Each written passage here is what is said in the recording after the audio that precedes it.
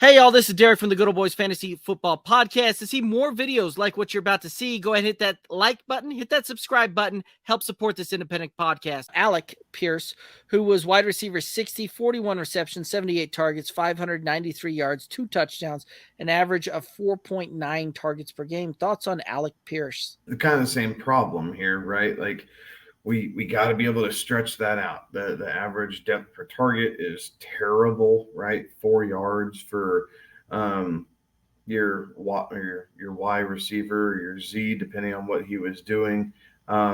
Just didn't going to cut it.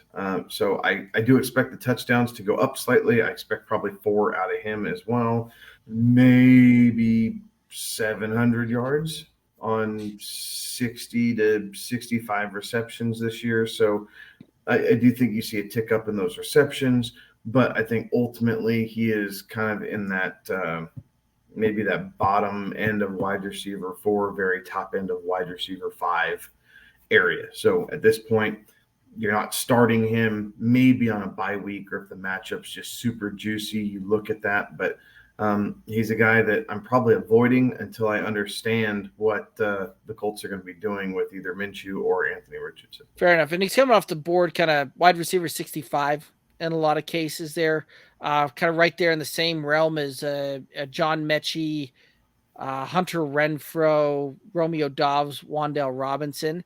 And there's a lot of guys in there that I think I'd rather take a shot on that one, right? Like Romeo Dobbs, guy that I'd like to take a shot on, probably over Alec Pierce. Both of them in their second year campaign. I'd rather take the upside of a John Mechie that late as far as a best ball, deep threat, blow up type of game there.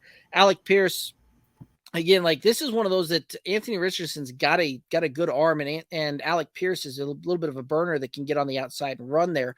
And I think that's where we'll kind of see him fill in, is kind of in that gunner role as far as the wide receivers kind of go there, with Josh Downs kind of rolling in here to the slot type of receiver there.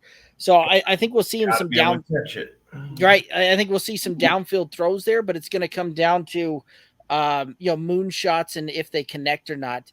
It means that he's going to have a blow up game and a disappearing act type of game. And I think that's where we really will see his fantasy value play out there, to the point where he will make a really, really good best ball candidate, and I like the DFS side of upshot for him on where that probably is. But season long, he's a guy that I will let out there and let somebody else take that shot on. And I'm willing to be wrong on that one.